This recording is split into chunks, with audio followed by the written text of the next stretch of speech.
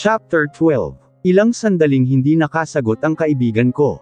Ramdam ko ang pag-alangan sa kanyang mukha. It's Phoebe, Bella. Kagabi ko lang din nalaman sa kanya na duda na raw siya sa pagkatao mo noong umpisa pa lang. Medyo may resemblance ka raw kay Ilona, eh. Close na close kasi ang dalawang iyon noong sina Gabriel at tita mo pa. Kaya, pinaimbestigahan ka niya. Isang buwan na raw niyang alam ang totoo.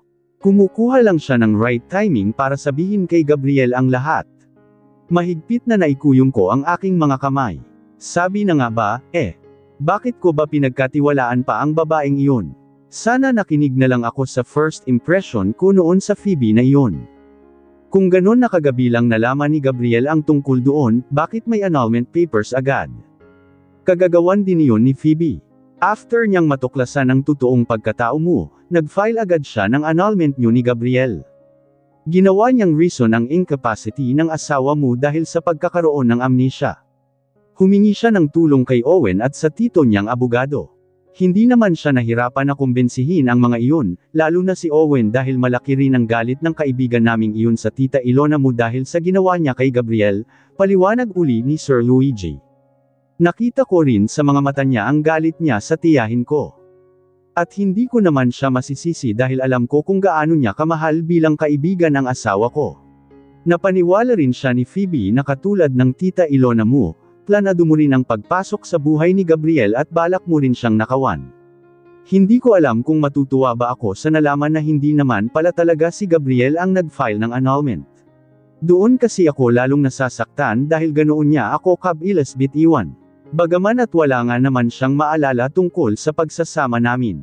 At ano naman ang tungkol sa ibinibintang sa akin ni Gabriel na inabuso ko raw ang kabaitan ni Lolo Emma noon dahil sa 1 bilyon na ibinigay sakin. Napatiimbagan ako. Alam ng Diyos at isumpa ko man, kahit piso, wala akong kinuha kay Lolo Emma, Sir Gabriel. Hindi ko yun kayang gawin sa napakabait na taong tulad niya. Nagsimula na naman akong maiyak dahil sa sobrang sama ng loob ko. Tumanggaw-tango ang kaibigan ko. I know, Bella, I know. Dahil kilala na rin kita at alam ko na ibang-iba ka sa tita Ilona mo. Kahit papaano ay nabawasan ang paninikip ng aking dibdib dahil sa ideyang hindi naman pala ako nag-iisa. May kaibigan pa rin si Gabriel na naniniwala sa akin.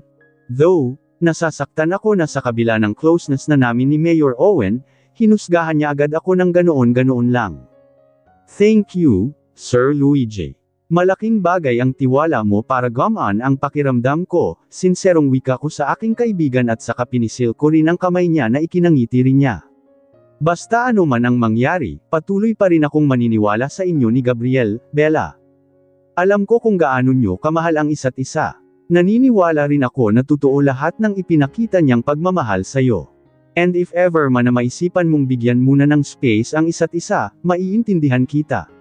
Still, nandito pa rin ako para sa inyo ni Gabriel. Thank you. Matamis akong ngumiti sa kanya sa kabila ng mga luha ko. Pero wala akong balak na sukuan ang asawa ko kahit sandali lang, Sir Luigi. Hindi ko siya iiwan. Lalo na ngayon na kailangan niya ako. I want that also. As his friend. Malungkot na tumingin siya sa akin. I want that also. As his friend. Malungkot na tumingin siya sa akin. Pero hindi ko kayang makita kang nasasaktan, Bella. Nang hilingin ko sa'yo kanina na huwag mong sukuan si Gabriel, it doesn't mean na tiisin mo lahat ng sakit at hirap sa piling niya habang wala pa siyang maalala. Huwag mo siyang sukuan pero hayaan mo na siya ang kusang maalala ka ng puso niya. Baka kasi ano pa ang magawa ko sa kanya kapag nakita ko na sinasaktan ka lang niya. Kahit si Lolo Eman, kung nabubuhay pa siya, for sure na ganito rin ang ipapayo niya sa'yo.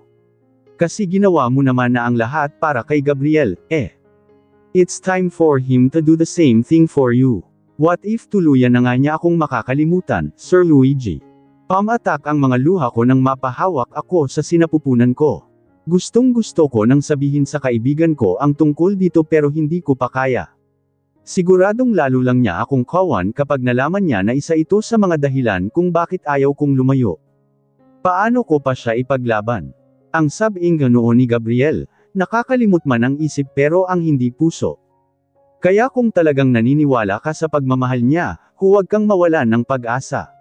Dahil bumalik man o hindi ang alaala niya sa'yo, gagawa ng paraan ang puso niya.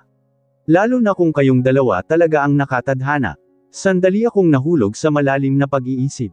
He was right. Ganoon din naman ang plano ko talaga noon pa man. Na kung sakali mang dumating ang araw na ito at kailangan ko nang iwanan si Gabriel, ipapaubaya ko na lang sa tadhana ang kapalaran ng aming pag-iibigan. Pwede ba akong magtanong? Nilunok ko ang tila bara sa aking lalamunan nang muling kinurot ang aking puso sa mga narinig at nadatnan kong eksena sa loob ng opisina ni Gabriel kanina. Sure, go ahead. Nagtaka man pero tumango pa rin ang kaibigan ko. Ano ba yun? May gusto ba si Phoebe kay Gabriel? I mean, possible ba na hindi lang basta kuya o kapatid ang turing niya sa asawa ko? At posible kayang may affair silang dalawa. Kumunat ang noo ni Sir Luigi nang tingnan niya ako. Hindi ba sinabi sa'yo ni Gabriel? Ang alin? That Phoebe tried to seduce him.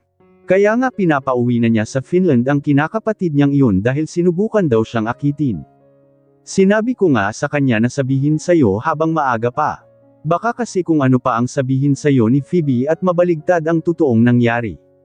Umawang ang aking bibig sa nalaman. Naalala ko ang pagtatalo ni na Gabriel at Phoebe kahapon. Leon kaya ang dahilan. Pero bakit hindi sinabi sa akin ng asawa ko? Kailan pa? At saka ako ang ginawa ni Gabriel. Sa tingin mo, pinatulan niya si Phoebe. Kinagat ko ang aking labi nang sumagi na naman sa isip ko ang paghahalikan nila at pagkandong ng babaeng iyon sa asawa ko. Of course not. Natatawang umiling si Sir Luigi. Mahal na mahal ka kaya noon at hindi kanya kayang lokohin. At saka kapatid lang talaga ang turing niya kay Phoebe. Kaya nga pinagalitan niya yun at pinababalik ng Finland. Isusumbong daw niya sa magulang kapag hindi pa tumigil. Medyo nabawasan ang mga tinak na nakabaon sa dibdib ko. Ngunit hindi liyon sapat para lalo akong mabaon sa sakit dahil paulit-ulit na nagre-replay sa isipan ko ang eksenang iyon. Gustong-gusto kong sabihin kay Sir Luigi ang mga nakita ko. Pero natatakot na baka kung ano ang magawa niya sa kaibigan niya. Ayokong maiwang mag-isa si Gabriel kapag naisipan ko ng magpakalayo-layo. My husband needs a friend like Sir Luigi. Kaya pinili ko na sarilinin na lang muna ang sakit na dulot ng eksenang iyon. Pero iba na ngayon. Hindi na niya ako kilala. For sure nasasamantalahin ni Phoebe ang sitwasyon niya, malungkot na saad ko. Hindi ko naman iyon papayagan. Pero ano ang magagawa ko kung si Gabriel mismo ang tumataboy sakin? Still, asawa ka pa rin niya. Choice niya na yun kung magkasala siya sa marriage niyo. May maalala man siya o wala, alam pa rin niya ang consequences kapag nakipag-affair siya sa iba habang kasal pa siya. Binalingan niya ako. Kaya ang payo ko sa'yo, huwag na huwag kang pumirma sa annulment papers na yon. Lumayo ka muna pero huwag mong putulin ang marriage niyo. Iyon ay kung gusto mo talagang ipaglaban si Gabriel. Paano kung hindi siya papayag?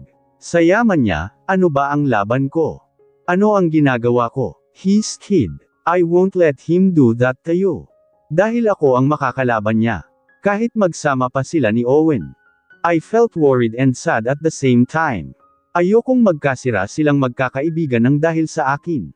Pero, sir, desisyon ko to, Bella. So, no worries. Hindi lang naman ikaw ang pinuprotektahan ko dito, kundi ang marriage niyo ni Gabriel at ang pagmamahalan niyo. Ayokong sisihin ako ng gag-asterisk nang yun kapag naalala ka na niya at wala na siyang babalikan pa. Mukhang desidido na talaga si Sir Luigi at hindi ko na siya mapipigilan pa kahit anong sabihin ko. Pumayag na lang ako. For now, sa tingin mo, ano ang pwede kong gawin? Naguguluhan na tanong ko kapag kwan. Sundin mo muna kung ano ang gusto ng puso mo, Bella. Where have you been? Napahinto ako sa akmang paghakbang paakyat ng hagdan nang marinig ko ang galit na boses na leon ni Gabriel mula sa aking likuran. Inaasahan ko ng ganito ang isasalubong niya sa akin kapag bumalik ako rito sa mansyon. Kaya inihanda ko na rin ang aking sarili. By the way, it's been week na nga pala simula nang magdesisyon ako na sundan ang ibinubulong ng puso ko. At iyon ay ang manatili sa tabi ng aking asawa. And sad to say, sa loob ng isang linggo, puro lungkot at sakit lang ang inabot ko. Parati niya akong pinagtatabuyan sa tuwing nakikita niya ako.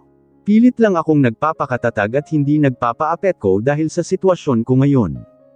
Though, never naman niyang iginiit uli sa akin ang tungkol sa annulment sa paper. Si Phoebe lang talaga ang makapal ang mukha na ipinagpipilitan iyon sa akin. Kaya nga nagtataka ako kung bakit kakaiba ang salubong sa akin ni Gabriel ngayon. Sa halip na itaboy ako, inalam pa niya kung saan ako galing. At least, kahit pagalit ang pagtanong niya, hinahanap pa rin niya ako. Gusto kong umasa na sapat na yun para masabi kong may pakialam pa rin sa akin ang asawa ko. At hanggat hinahanap ako ng asawa ko, hindi ko siya iiwan. Makikipagmatigasan ako sa Phoebe na yun tungkol sa annulment. Napapikit ako ng mariin at saka humugot muna ng malalim na hininga bago ako dahan-dahan na humarap sa kanya. Hindi agad ako nakapagsalita nang magtagpo ang aming mga mata at agad sumalubong sa akin ang malamig na titig niya. Gayunman ay hindi pa rin ako nawawalan ng pag-asa. Dahil alam ko na sa likod ng galit na iyon ay naroon pa rin ang aking asawa. Ang asawa ko na mahal ako. Saan ka nga galing? Sigaw sa akin ni Gabriel nang lapitan niya ako. Hindi ko alam kung bakit parang iba ang galit niya ngayon. Nakipagkita ka na naman ba kay Luigi? Natigilan ako. Hindi ko alam kung paano niya nalaman na galing nga ako sa bahay ng kaibigan niya. Birthday kasi ni Manang Lolet at in-invite niya ako sa kaunting salo-salo. Pero hindi naman kami nakapag-usap ni Sir Luigi dahil busy siya sa opisina niya. Nagkita na lang kami noong nagpaalam ako na uuwi na. Inalok niya ako na ihatid pero hindi na ako pumayag. Siya kaya ang nagsabi kay Gabriel. Pero kahit naman sabihin niya sa asawa ko ang pagpunta ko roon o ang pagkikita namin, bakit iyon ikakagalit ni Gabriel? Hindi ba't ayaw na nga niya sa akin? I'm asking you, Arabella. Nakipagkita ka ba sa kaibigan ko? Malakas na antag sa akin ng asawa ko. Halos yumigting na ang mga panga niya kaya napatango ako. Oo, Gabriel. Birthday kasi ni, hindi na ako natapos sa pagpapaliwanag dahil bigla na lang niya akong hinablot sa braso. Nasaktan ako sa higpit ng pagkakahawak niya ngunit hindi ko iyon ipinahalata. Ano ba ang problema mo kung makikipagkita man ako kay Sir Luigi? He's not just your friend, Gabriel. Kaibigan ko na rin siya, malumanay na paliwanag ko dahil nakikita ko na iyon talaga ang pinaghuhugutan niya ng galit. Kung hindi lang niya ako nakalimutan, iisipin ko na nagseselos ang asawa ko. Naalala ko kasi noong may amnesia pa siya at nasa unisan pa kami. Sobra kong pagselosan niya si Sir Luigi. At ganoon ang nakikita ko sa kanya ngayon. Bagay na lalong nagbibigay sa akin ng pag-asa. Pag-asa na muling manumbalik ang pagmamahal ni Gabriel sa akin. You are still my wife, Arabella. At hindi ko papayagan na dumisan mo ang pangalan ko, galit pa rin na banta sa akin ng asawa ko. Hiwalayan mo muna ako kung gusto mong makipaglandian sa ibang lalaki. Lalo lang akong nasaktan sa maling akusasyon ni Gabriel sa akin. Gusto ko siyang sampelan, but I managed myself to stay calm. Dahil kasama sa desisyon ko na manatili sa piling niya ang unawain siya at tikisin lahat ng masasakit na salitang ibabato niya sa akin. Martir na kung martir. Pero iba naman ang sitwasyon namin, di ba? Hindi siya na fall out of love sa akin. Nawala lang ako sa alaala niya at may chance pa na bumalik. At kahit 1% lang ang chance na iyon, kakapit ako. Binawi ko ang aking braso mula sa pagkakahigpit na hawak ni Gabriel. Hinimas ko ito dahil sa hapdi. Napansin ko na natigilan siya nang makita niya ang namumulang balat ko. Ngunit bago ko pa man mabasa ang reaksyon na nakasulat sa mga mata niya, mabilis na siyang nakaiwas ng tingin. Hindi nga ako nakipagkita kay Sir Luigi. Birthday ni Manang Lolet at inimbita niya ako, patuloy ko sa aking paliwanag kanina. Nanatiling mahinahon ang boses ko. Ayokong sabayan ang galit ni Gabriel para hindi na lumala pa. Pero nakikipagkita ka pa rin sa kanya, malamig na sabi niya nang muli niyang ibalik ang tingin niya sa akin. Akala mo siguro hindi ko alam na sa kanya ka pumupunta kapag umaalis ka. Dahil kailangan ko rin naman ng kausap, Gabriel. Kapag nandito ako sa bahay, para lang akong hangin na hindi mo pinapansin o kinakausap. At si Luigi talaga ang gusto mo. Nang gagalaiti na sigaw na naman niya. Ang dami nating katulong dito sa bahay, Arabella. Bakit hindi sila ang kausapin mo? Muntik ko nang isiga sa mukha ng asawa ko na ang kausap na hanap ko ay iyong makakaintindi sa pinagdadaanan ko. Ngunit pinigilan ko na lang ang sarili ko. Lalo pang hahaba ang diskusyon. Pasimpleng hinimas ko ang aking tiyan. I'm tired, Gabriel. Pwede bang saka na lang tayo mag-usap? Gusto ko sanang magpahinga. Mas kumulimlam pa ang mukha niya sa tinuran ko. Why? Ano ang ginawa niyo ni Luigi at napagod ka ng ganyan? Ha? Siya na ba ang nagbibigay sa'yo ng pangangailangan mo ngayon? Saka ko lang hindi na nakontrol ang tinitimpi kong galit kay Gabriel. Malakas ko siyang nasample, kasabay ng pagtulo ng aking mga luha. Alam ko na hindi mo na ako maalala, Gabriel. At naiintindihan ko yun dahil mahal na mahal kita. At nangako tayo sa isa't isa na walang iwanan anuman ang mangyari. Pero hindi ko hahayaan na bastyusan mo ako ng ganito at pagdudahan mo si Sir Luigi. He's a good friend. You know that. Akala ko mahihimasmasa na siya kapag nakita niya ang masaganang luha na dumadaloy mula sa mga mata ko. Pero lalo lang siyang nagalit sa akin. At ipinagtatanggol mo pa talaga siya. Bakit? Mas magaling ba siya? O mas malaki ang perang nakukuha mo sa kanya? Aniya at saka tumawa na punong-puno ng pang-iinsulto. Hindi ka ba aware na kaya kung triplehin ang ibinibigay niya sa'yo? Just say it. You can still be my wife and slave at the same time. Mas nagpanteng ang aking tainga sa narinig. Tuluyan na akong sumabog sa galit, kung paanong sumabog din ang mga mata ko. Sinugod ko ng suntok sa dibdib niya si Gabriel habang umiiyak. Ang dami kong gustong sabihin na masasakit na salita rin pero walang lumabas sa bibig ko maliban sa hagulhol. Ang ipinagtaka ko, hindi naman niya ako pinggilan. Hinayaan lang niya ako kahit nang suntukin ko siya sa mukha. Ako pa nga ang kusang pumihil sa galit ko nang makita ko na namula ang mukha niya sa dalawang suntok na pinakawalan ko sa panga niya. Sa kabila ng galit at sakit na nararamdaman ng puso ko, hindi ko pa rin kayang saktan ang asawa ko. Pasalamat ka at mahal na mahal kita, Gabriel. Humihikbi ako habang umaatres ako palayo sa kanya. At pasalamat ka rin sa sarili mo na nagmakaawa ka sa akin noon na huwag kitang iwan dahil hindi mo kayang mabuhay nang wala ako. Or else hindi ko na lang iyon itinuloy. Tiningnan ko lang siya ng masama sa pagitan ng mga luhang nag-uunahan sa pagpatak, at saka ako dali-daling umakyat ng hagdan. Arabella, narinig ko na tawag niya sa akin ng malakas. Ilang beses ko pang narinig ang pagtawag ni Gabriel sa akin. Ngunit kahit lingon ay hindi ko ginawa. Masyadong masakit ang mga ibinibintang niya sa akin. Para akong nanliliit sa sarili ko. Pero ayoko na unti-unting mapalitan ng pagkamuhi ang pagmamahal ko sa aking asawa at piliin na umalis na lang. Siguro, darating din ako sa puntong iyon kapag patuloy ang ganitong pagtrato niya sa akin. Ngunit sa ngayon, nandito pa ako sa punto na umaasa at kumakapit pa lang. Arabella, tawag uli sa akin ni Gabriel bago ko narinig ang boses na lalong nagpapanteng sa tainga. Let her be, Kuya Gabriel. Huwag kang magpa-stress sa babaeng yan. Nagpapa-importante lang yan. Nang makarating ako sa second floor, saka lang ako tumingin sa asawa ko. Naikuyong ko ang aking mga kamao nang makita ko si Phoebe na nakatayo sa tabi niya at nakahawak sa braso niya. Gusto kong ipamuka kay Gabriel ang mga ibinibintang niya sa akin. Ngunit wala pa akong pruweba na sa aming dalawa, siya nga itong nakikipaglandian sa iba. Dahil simula nang bumalik ako rito sa mansion, hindi ko na uli nakita ang eksenang nadatnan ko noon sa opisina niya. Parang kapatid pa rin kung ituring ni Gabriel si Phoebe. Bagaman at mas kinakampihan niya ito kaysa sa akin kahit kitang-kita naman na mali ang babae. Pero hindi pa rin ako tumitigil sa pagsubaybay sa bawat kilos ng babaeng yun. Dahil alam ko na naghahanap lang siya ng tamang tiyempo para tuluyang agawin sa akin ang asawa. Bagay na hindi ko papayagan. Kahit magkamatayan man kamil hindi ako lumabas ng kwarto para maghapunan pagkatapos ng pagtatalo namin ni Gabriel kanina. Ayaw kong humarap sa kanya dahil sariwa pa rin sa puso't isip ko ang masasakit na salitang binitiwan niya. Baka hindi ako makapagpigil at magalit na rin ako sa kanya. Kaya nagpahatid na lang ako ng hapunan sa isa sa mga katulong. Pero dahil wala akong ganang kumain pa kaya kaunti lang ang nakain ko, bukod sa hindi ko rin gusto ang amoy ng chicken curry.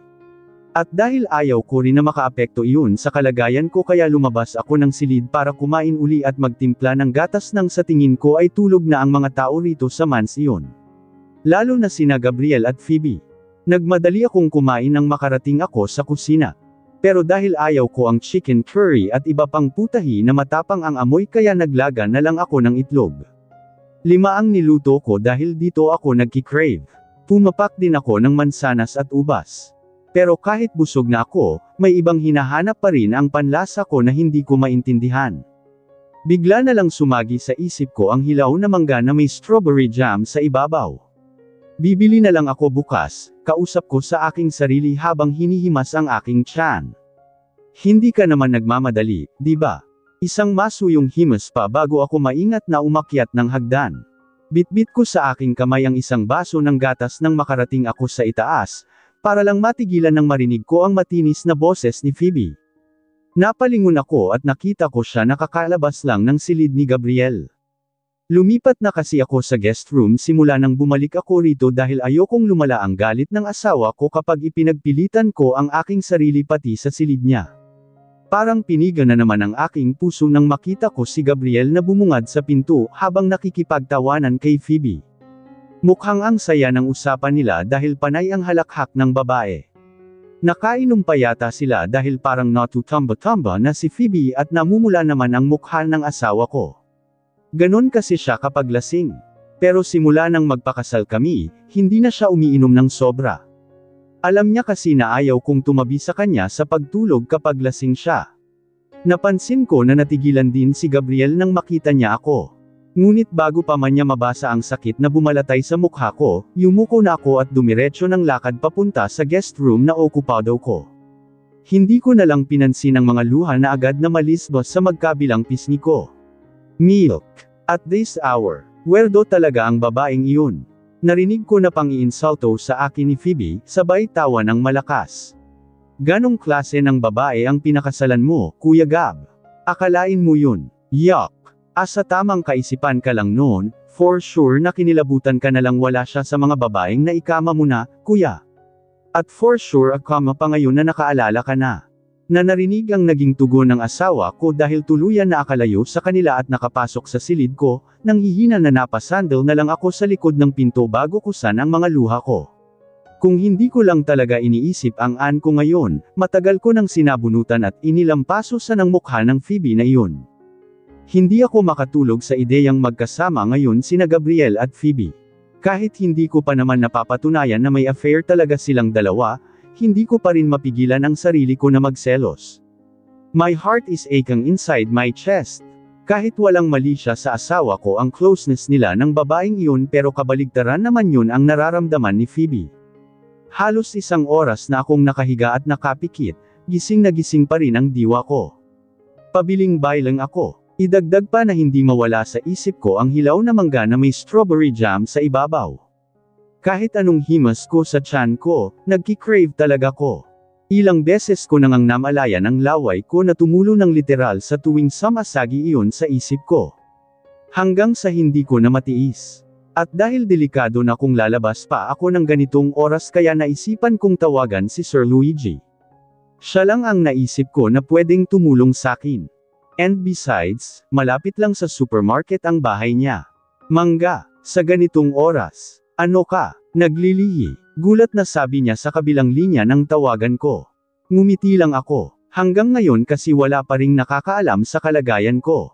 Iniingatan ko rin na malaman nila dahil ayokong lalong magmukhang kawawa.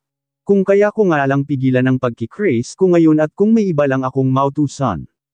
Basta ibili mo na lang ako, please. Kahit magpabili ka na lang at ipahatid dito. Maghihintay ako. Pagkatapos kong maglamang kay Sir Luigi ay agad na akong nagpaalam. Sa takot ko na baka lumala ang kuryusidad ni Sir Luigi at magkaroon pa siya ng ideya kaya pinatay ko na rin ang tawag ko. I know naman na hindi niya ako matitiis kaya hinintay ko siya. Pinilit kong manatiling dilat kahit antok na ako. But still, nakatulog pa rin ako. Nagising na lang ako sa sunod-sunod na katok mula sa labas ng pinto nitong aking silid. Kunot ang noo na bumangon ako at binuksan ang pinto dahil parang may galit ang sino mang nasa labas, base na rin sa paraan ng pagkatok niya. Lalong napuno ng pagtataka ang aking mukha dahil bumungad sa akin si Gabriel na magulo ang buhok. Hindi na siya lasing pero amoy na amoy ko pa ang alak sa hininga niya. Nasa ibaba si Luigi, at hinahanap ka, may gusto raw ibigay sayo, kunot ang noo na bungad niya sa akin. Ano ba yun at kailangang dis oras ng gabo? At ayaw pang ibigay sakin. Mangga at strawberry jam. Hindi ko na lang pinansin ang kasungitan ng asawa ko. Mas noro kong naramdaman ang excitement dahil sa wakas, makakain ko na rin ang pagkain kanina pa hinahanap ng sikmura ko. Mangga at strawberry jam. At this hour, biglang sigaw ni Gabriel na ikinagulat ko, Leon ba ang walang namamagitan pero dinadalaw ka at binibigyan ng pasalubong ng wala sa oras? Hindi niya ako dinadalaw, Gabriel. Nakisuyo ako kay Sir Luigi, pagtatama ko. Gusto ko na siyang itulak dahil nakaharang ang katawan niya sa daraanan ko. Gustong-gusto ko nang bumaba at kunin kay Sir Luigi ang dala niya. Paano ako nakatagal ng 1 taon sa iyo bilang asawa kung harap-harapan niyo akong pinaglalaruan ng sariling kaibigan ko? Mariing saad pa niya. Nakatingin siya ng matalim sa akin. Ganun mo ba ako ginawang tanga pati kaibigan ko, nilalandi mo? Hindi nga kami naglalandian ni Luigi. Ganting sigaw ko dahil hindi ko na mapigilan ang sobrang sama ng loob. Bakit ba ganito na lang kasama ang tingin niya sakin? Porket pamangkin lang ako ng ex-fiancé niya. Lagot talaga sakin ang tita Ilona kung iyon kapag nakita kami. Pati buhay ko nadamay dahil sa kagagawan niya. Luigi, ha? Luigi na lang ang tawag mo sa kanya ngayon. Wala kayong relasyon pero hindi na sir, ang turing mo sa kanya. Bahala ka sa buhay mo kung ayaw mong maniwala. Sa halip na patulan ang pagiging isip bata ni Gabriel, itinulak ko siya ng malakas. Mabilis ko siyang nilampasan at dali-daling bumaba ng hagdan. Tumataas baba ang dibdib ko dahil sa galit.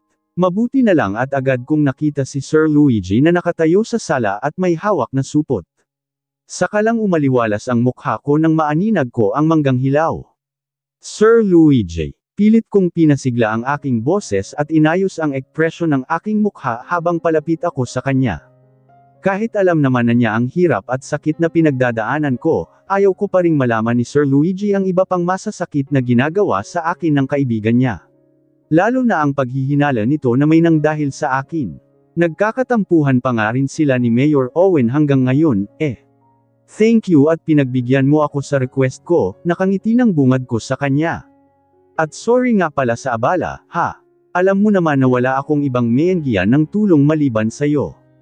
No problem. Nasa labas naman talaga ako kanina kaya isinabay ko na itong pinapabili mo.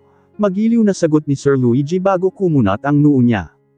Bakit nga pala naisipan mong kumain yan ng ganitong oras? Ang alam ko, babaeng naglilihi lang ang nagkakaganiyan, Mas nagusot pa ang noo niya habang titig na titig sa akin. Hinawakan pa niya ako sa mukha na para bang sinusuri ako. Hindi kaya, get your hands off my wife, Luigi. Pareho kaming nagulantang sa malakas na sigaw na iyon ni Gabriel at sabay kaming napalingon. Nagmamadali ito na bumaba ng hagdan habang nakakuyom ang mga kamay na para bang may susugurin. Binitiwan ni Sir Luigi ang mukha ko. Nakangiti pa na sinalubong niya ang kaibigan. Hey, bro, gising ka pa pala. Bakit? Dismayado ka. Magkahalong sarkasmo at iritasyon ang tono ng pananalita ni Gabriel nang harapin niya si Sir Luigi. And are you holding my wife's face? Dahil akala mo tulog na ako. Hindi na maganda ang kutob ko sa itinatakbo ng mga salita ng aking asawa.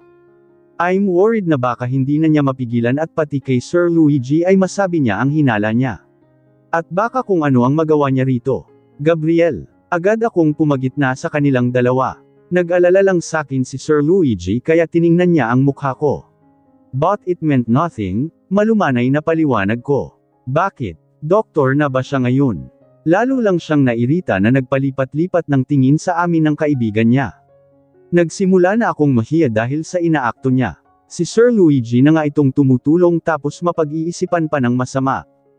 It's okay, Bella. Hindi mo kailangang mag-explain.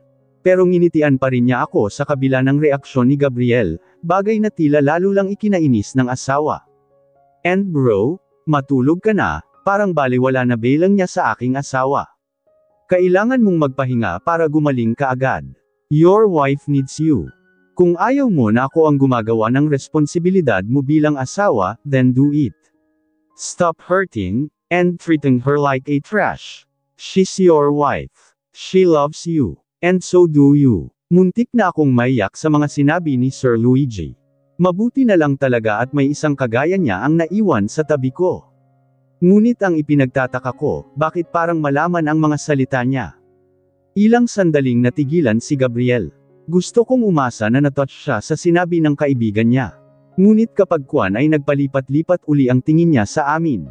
This. Galit na sigaw niya at saka nagmamadaling tumalikod at umakyat ng hagdan. Nasaktan ako dahil sa pambabalewala ng asawa ko kahit nakita naman niya ang pagtulo ng mga luha ko. Hindi naman Leon nakaligtas sa mga mata ni Sir Luigi. Ngunit nang akmang yayakapin niya ako para patahanan, mabilis akong umiwas at lumayo sa kanya. I'm sorry, pero pinagseselosan ka kasi ni Gabriel, hindi ko na napigilan na aminin sa kanya ang totoo. Mas okay siguro na maging aware siya para iwasan na namin ang maging close sa isa't isa. Ayokong lumala lalo ang galit sa akin ng asawa ko. Mas mabuti siguro na huwag na muna tayong magkita, Sir Luigi. Ayokong madamay ka sa problema ko, nahihiyang sambit ko. Akala ko magagalit at siya kay Gabriel. Pero nagtaka ako dahil ikinangiti pa niya iyon. I know. Alam ko rin na noong nasa unisan pa kayo, pinagseselosan na niya ako. I'm his best friend, remember?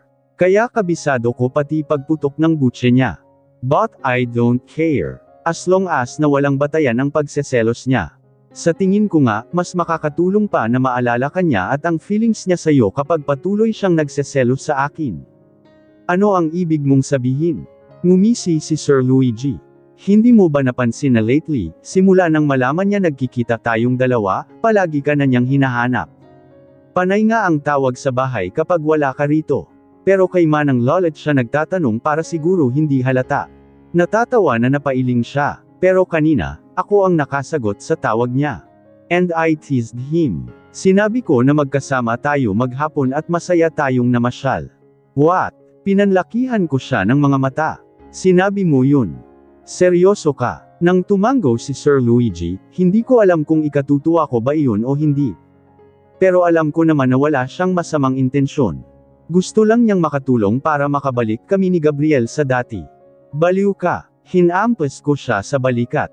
Alam mo ba na inaway niya ako pagdating ko rito? At iyon ang dahilan kung bakit ang init-init ng dugo niya sa atin hanggang ngayon. Iniisip niya na kabit daw kita. Natawa lang ng malakas si Sir Luigi at umiling-iling. Gag, talaga ang asawa mong yun kahit kailan. Kung wala lang siyang problema sa utak niya ngayon, matagal ko nang binugbog yun. Ako pa talaga ang pag-iisipan niya ng ganun. Porket hindi hamak na mas gwapo lang ako kumpara sa kanya. Nakalimutan ko sandali ang problema ko at natawa sa biro na Leon ni Sir Luigi. Natutuwa ako na hindi naman pala niya sineseryoso ang maling hinala ni Gabriel tungkol sa amin. Pasensya ka na, ha? Pati tuloy ikaw, nadadamay. At pagpasensyahan mo na rin ang kaibigan mong yun kung pakitaan ka niya uli ng hindi maganda kapag nagkita kayo. Biglang sumeryoso ang mukha ni Sir Luigi na hinawakan niya ang magkabilang balikat ko. Gusto ko lang bumawi kasi may kasalanan din ako sa inyong dalawa. Kung hindi ko lang sana in-advise sa kanya noon ang tungkol sa pag-aalok niya ng pekeng kasal sa'yo. Kalimutan mo na yun. Dahil hindi naman yun nangyari, maagap na sagot ko habang may pilit ng ngiti sa aking mga labi. At hindi rin niya ako mapapansin kung hindi dahil sa'yo. Kumbaga, blessing in disguise ang ginawa mong yun. May ganun ka pang nalalaman, ha? Natawa lang siya uli. Pero seryoso, Bella, hanggang kailan mo ba matitiis ang ganitong pakikitungo ni Gabriel sa'yo? Hanggat mahal ko siya, hanggat siya ang itinitibok ng puso, emosyonal na sagot ko. Hanggat hindi niya ako naalala at sabihin niya sa akin na ayaw na niya sa akin at hindi na niya ako mahal at hindi na niya ako kailangan dahil kaya na niyang mabuhay na wala ako, mananatili ako sa tabi ng asawa ko, Sir Luigi. Gusto ko siyang ipaglaban hanggang sa huli. Dahil ayokong dumating ako sa punto na magsisisi ako na hindi ko ito ginawa. At mas lalong ayokong dumating ang araw na naalala na ako ni Gabriel at susumbatan niya ako dahil sinukuan ko siya agad. Namalayan ko na lang na tumutulo na pala ang mga luha ko habang naninikip ang dibdib ko na sinasabi kay Sir Luigi ang mga salitang iyon. Ngunit higit sa lahat, ayokong maramdaman ng anak namin na mahina akong ina dahil hindi ko ipinaglaban ang ama niya at ang karapatan niya bilang anak. Sa wakas ay nasabi ko rin sa kanya ang kasalukuyang sitwasyon ko. Ang hirap kasi kapag solo ko lang ito. Ang hirap. Lumamlam at lalong napuno ng simpatiya ang mukha ni Sir Luigi nang sumulyap siya sa kamay ko na marahang humahaplos sa tiyan ko. Hinihintay ko ang pagrehistro ng gulat sa kanyang mukha. Ngunit sa halip ay napangiti siya na may magkahalong lungkot at saya. I knew it. Dahil hindi ka naman magki-crave ng ganyan kung hindi ka buntis. Ako ang nagulat dahil may ideya na pala siya. Pero mas nagulat ako nang sugurin niya ako ng yakap ngunit may pag-iingat na maipit ang tiyan ko. Congratulations, Bella. Sa wakas, magiging ninong na rin ako. I'm so happy and proud of you both. I mean, ni Gabriel. Kahit pa nga ubod siya ng kagaghan ngayon. Kumalas si Sir Luigi mula sa pagkakayakap sa akin. Nakita ko na napalitan ng lungkot ang kanina'y saya niya. Sayang lang dahil hindi ka pa niya maalala. But for sure, kung hindi ka lang niya nakalimutan, siya sana ang pinakarnasayang tatay sa buong mundo ngayon. Dahil ang tagal-tagal niyong hinintay ang araw na ito, di ba? Maluha-luha na saad pa niya. Sobrang saya ko rin, Sir Luigi. Natakot lang ako na sabihin agad sa'yo kasi I know na lalo ka lang maaawa sa'kin. Ikaw talaga, parang bata na ginulo niya ang buhok ko. Buti na lang sinabi mo rin. Kasi hindi mo kayang solohin yan. Ayoko na pati ang inaanak ko, sasaktan at pahihirapan din ng ama niya. Napangiti ako, salamat, pero okay lang ba kung huwag mo munang sabihin kay Gabriel ang tungkol sa pagbubuntis ko? Kasi, syempre naman, baka lalo pa akong pag-isipan ng siraulong yun. Tumawa lang si Sir Luigi.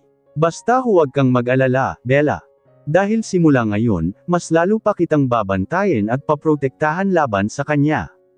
Kayo ng baby nyo. Subukan lang niyang saktan kayo at makakalaban na talaga niya ako ng totoo. Muli akong nagpasalamat sa kanya. Gayunman ay hindi ko pa rin maiwasan na mag-alala. Pero what if lalo lang siyang maghinala sa atin? Hayaan mo siya, para tulungan naman niya ang sarili niya na maalala ka. Or else, mamatay siya sa selos. Natawa na lang ako sa mga banat ni Sir Luigi. Buti na lang talaga at may sense of humor siya. Napapatawa niya ako at kahit sandali ay nakakalimutan ko ang mga problema ko. Hindi na rin nagtagal si Sir Luigi at nagpaalam na siya. Pero nangako siya na sasamahan daw niya ako sa kaibigan niyang Oak-Giant para magpa-check up. Dahil laway na ako sa manggang hilaw na may strawberry jam kaya kinain ko muna ang dala niya. Kahit ako man ay nagulat din na naubos ko lahat ng iyon kahit sobrang asim. Hindi ko alam kung gaano ako katagal na natili sa kusina. Ang sarap na ng pakiramdam ko nang bumalik ako sa aking silid. Ramdam na ramdam ko ang satisfaction ko sa cravings. Pagpasok ko ay nagulat ako nang madatnan ko si Gabriel na palakad-lakad at tila hindi mapakali. Tumigil lang siya nang makita niya ako na pumasok. What are you doing here? Nagulat talaga ako kasi ito ang unang beses na umapak siya sa silid na ito simula nang lumipat ako. Kung nandito ka para awayin na naman ako, utang na loob, ipagbukas mo na, Gabriel antok na ako, dugtong ko agad dahil hindi naman siya sumagot. Imbes, nakita ko sa mukha niya na parang may balak na naman siya na igiit sa akin ang maling hinala niya tungkol sa amin ni Sir Luigi. Kapag sakin, inaantok ka. Pero kay Luigi, kahit ilang oras pa kayong nag-usap, hindi ka inantok. Kalahating oras lang kaming nag-usap. Huwag kang exage dyan, mahinang pagtatama ko bago ako naglakad patungo sa Karna. Totoong inaantok na talaga ako at wala na akong lakas para makipagtalo pa sa asawa ko. Ganito kasi ako lately kapag nabubusog o nasa satisfy sa cravings. Half hour na puro yakapan at landian, patuloy ni Gabriel at tila walang balak na tantanan ako. Para siyang bata na inagawa ng candy kung makareact. Sinundan pa talaga niya ako at pinanood ang pag-aayos ko ng kama. Akala mo siguro hindi ko nakita, no? I emphatically shut my eyes. Gusto ko nang maubusan ng pasensya sa mga maling akusasyon niya pero nagtitimpi lang ako. Pero hindi ko mapigilan na mapangiti sa likod ng isip ko. Kung nakita niya, ibig sabihin, binantayan niya ako habang nag-uusap kami ni Sir Luigi. Bakit kaya? Hindi ka pa ba aalis? Matutulog na ako, nagtitimpi na tiningala ko si Gabriel nang makahiga na ako. Ramdam ko na anumang oras ay tuluyan na akong hilahin ng antok. Hindi ako aalis dito hanggat hindi mo ipinapaliwanag sa akin kung bakit kanya dinalhan ng mangga at strawberry jam ng ganitong oras, pakikipagmatigasan ni Gabriel. Tulad ko parang nagtitimpi lang din siya. Nagtitimpi saan? Bahala ka kung ayaw mong umalis. Inirapan ko siya bago tumalikod at nagtalokbong ng kumot. Masyado na akong antok para pansinin pa ang pag-aalburuto niya. And besides, kailangan ko talagang matulog ng maaga para sa baby namin. Basta ako, matutulog na. Good night. Wala akong narinig na tugon mula kay Gabriel. Ang narinig ko ay ang iilang yapot niya. Kaya akala ko lumabas na siya. Ngunit ilang sandali pa ay naramdaman ko na parang umuga ang kama at may humiga sa tabi ko. Mabilis na inilabas ko ang aking ulo sa kumot. Ganoon na lang ang pagbilis ng tibok ng puso ko nang makita ko ang aking asawa na prenteng nakahiga sa tabi ko. Feel na feel pa ang pagpikit. What are you doing? Waiting for your explanation. At hanggat hindi mo inaamin sa akin ang totoong relasyon niyo ni Luigi, dito ako matutulog sa kwarto mo. No, sa tabi mo, walang ligoy na deklara ni Gabriel at saka damilat. Maya-maya ay namalayan ko na lang na humarap na siya sa akin at unti-unting inilalapit ang mukha niya sa mukha ko. Last question, Arabella. And don't you dare lie to me. Nagtitimpi na napapikit na lang ako dahil humarap lang pala sa akin si Gabriel para igiit na naman ang mga akusasyon niya. My God! Hindi pa ba siya napapagod o nakukulitan man lang sa sarili niya? May relasyon ba kayo ni Luigi? Pinandilatan ko siya ng mga mata. Wala. At saka ako nagtakip ng ilong at mabilis na tumalikod sa kanya. Naamoy ko kasi ang alak sa hininga niya. At kung dati ay hindi ko na yun gusto, lalo na ngayon na buntis ako. Feeling ko babaligtad ang sikmura ko. Muntik na nga akong maduwal kung hindi ko lang naagapan. I'm still talking to you. Huwag mo akong talikuran, mahina ngunit may diin na wika na naman niya. Humarap ka rito. Haharap lang ako sa iyo kapag hindi na amoy alak ang hininga mo. Noon pa man, hindi ko na gusto ang hininga mo kapag nakainom ka. Kaya kung ayaw mong sukahan kita, manahimik ka dyan, pabulong na lang na depensa ko dahil unti-unti nang bumabagsak ang mga talukap ng aking mga mata. Hindi ko alam kung bakit natigilan si Gabriel sa sinabi ko. Bigla siyang natahimik. Baka natakot na sukahan ko. May munting ngiti sa aking mga labi nang tuluyan ko nang ipikit ang mga mata ko. Huli kong namalayan ang pagtayo niya. Lumabas yata siya pero hindi ko na pinansin. At siguradong mapapahimbing ako nito dahil napagbigyan ko ang pagkain na hinahanap ng aking tiyan. Mukhang mas napahimbing ang tulog ko kagabi kumpara noong mga nakaraan. Sa kabila ng aming pagtatalo ni Gabriel ay nakangiti pa rin ako nang imulat ko ang aking mga mata. Siguro dahil mukhang napagod din naman siya sa pangungulit sa akin. Wala na kasi siya sa tabi ko. Gayon man ay nalalanghap ko pa rin ang natural niyang amoy na naiwan yata sa bedsheet. Lalo na ang brand ng kanyang shampoo mula sa unan. Ngunit maya-maya lang ay mabilis akong napalingon sa kabilang side ng kama nang may marinig akong kaluskos. Ganon na lang ang panlalaki ng aking mga mata nang makita ko ang aking asawa na lumabas mula sa banyo. Basang-basa ang buhok at nakatapis lang ng towel. Automatikong bumilis ang tibok ng aking puso nang mapatingin ako sa katawan ng aking asawa. God, I miss him so much. Mahigit 1 linggo pa lang walang nangyayari sa amin pero hinahanap-hanap ko na ang mga gabi na kasalo ko siya sa init at sarap.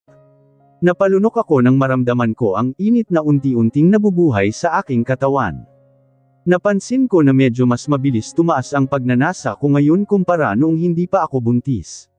Makita ko nga lang si Gabriel na walang pang-itaas ay parang kinikiliti na ang kaibuturan ko. Lalo na ngayon. Pero kailangan kong pigilan ang aking sarili. Never kong ibibigay muli sa kanya ang pempem ko hanggat hindi niya ako naalala at hindi pa bumabalik, ang respeto at pagmamahal niya sa akin. Ayokong mabahira ng hindi maganda ang masasarap at masasayang alaala namin noon. Open your eyes. I know you're awake. Antag sa akin ni Gabriel. Naramdaman ko na nakatayo siya sa paanan ng kama. Pumikit uli kasi ako at nagpanggap na tulog bago pa man niya ako mahuli ang pagmamasid niya sa katawan ko. And since nabuking na naman niya ako kaya damilat na rin uli ako. Itinaas ko hanggang sa aking leeg ang kumot na nakabalot sa aking katawan at saka sumimangot. Bakit dito ka pa nakikiligo sa kwarto ko? Hindi hamak na mas malaki ang banyo sa room mo, di ba? Bahagya ko lang sinulyapan ang puting towel na nabalot sa ibabang parte ng kanyang katawan dahil baka uminit na naman ang pakiramdam ko kapag tumagal ang mga mata ko sa umbok doon. At saka, towel ko yung ginamit mo. This is my house. Maliligo ako kung saan ko gusto, malamig na sagot ni Gabriel. Medyo kumirot ang puso ko dahil kailan lang, sinabi pa niya sa akin na dahil ipinamana na sa kanya ni Lolo Emma ng mansyon na ito kaya bahay ko na rin daw ito. Ngunit hindi ko akalain na mas masasaktan pa pala ako sa sunod na banat ng asawa ko. And besides, nasa room ko si Phoebe. Doon na siya nakatulog sa sobrang kalasinggan kagabi. Napatiimbagang ako, bakit ka nagpapaliwanag? Pero hindi ko na lang yun isinatinig at tumalikod na ako sa kanya. Umakto ako na inaantok pa at ipinikit ang aking mga mata. Ngunit ang totoo, gusto ko lang talagang itago kay Gabriel ang pagtulo ng aking mga luha. Ang aga-aga pero sinasaktan na agad niya ang damdamin ko. Bakit kailangan pa niyang ipamuka sa akin na pinatulog niya sa kwarto niya ang babaeng iyon? Habang ako na asawa niya, nandito sa ibang silid. Patuloy na nangungulila sa mga halik at yakap niya. Kapag kuwan ay natilihan ang isip ko. Naramdaman ko na umalis sa tabi ko si Gabriel kagabi. Malamang na bumalik siya sa silid niya. At kung doon nga natulog ang Phoebe na iyon, hindi kaya may nangyari sa kanila. Kahit ayaw pa niya, kung malandi ang babaeng katabi at pareho pang nakainom, hindi liyon imposible. Buti sana kung katulad noong naaalala pa niya ako. Sure ako na hindi siya basta-basta nagpapaakit sa sino mang babae kahit nakainom pa ngunit iba ngayon. Bumalik na ang totoong alaala niya. Meaning, bumalik na rin ang pagiging babaero niya. Kahit kapatid pa ang turing niya kay Phoebe, kung wagas naman itong makalandi, mananaig pa rin ang katotohanan na hindi naman sila tunay na magkadugo. Sa ideyang iyon kaya lalo lamang piniga ang puso ko. Natutap ko ang aking bibig para pigilan ang paghikbi. Kung totoo man yun, parang ang hirap namang ipaglaban ng taong alam mong niloko ka at pinagmukhang tanga. At sa sariling pamamahay at silid niyo pa. Baka hindi ko siya mapatawad kapag nagkataon. Baka iyon na ang punto na susukwan ko na si Gabriel. Kapag napatunayan ko na totoong may affair nga sila ng kinakapatid niya. Lalong dumami ang mga luhang umagos mula sa mga mata ko. Hindi ko na rin napigilan ang pagtakas ng aking hikbi mula sa palad ko na kotikip sa aking bibig. At narinig pala iyon ni Gabriel. Are you crying? Naramdaman ko na sumampa siya sa kama at umupo sa tabi ko. Pero hindi ako lumingon. Ayokong malaman niya na totoong umiiyak nga ako. Ikatuwa pa niya iyon. Hindi ako sumagot para hindi niya mahalata. I didn't do anything wrong. Hindi ako natulog sa tabi mo kagabi. Nagtiis ako dyan sa sofa. At hindi naman siguro masama kung makiligo man ako sa banyo mo dahil bahay ko rin naman ito. Right. Dahan-dahan akong nagdilat at hamayon ang aking tingin sa mahaba at malawak na sofa nang marinig ko ang sinabi ni Gabriel. Hindi ko alam ang mararamdaman ko nang makita ko roon ang dalawang unan at kumot na hindi pa naliligpit. So, nagsasabi nga siya ng totoo. At hindi totoo na magkatabi sila ni Phoebe at may nangyari sa kanilang dalawa. And that made me smile. Unti-unti na ring tumigil sa pamamalisbos ang mga luha ko hanggang sa lumuwag na rin uli ang pakiramdam ko. Gusto ko sanang itanong sa kanya kung bakit doon siya natulog at bakit hindi na lang siya bumalik sa silid niya. Pero naunahan na akong magsalita ni Gabriel.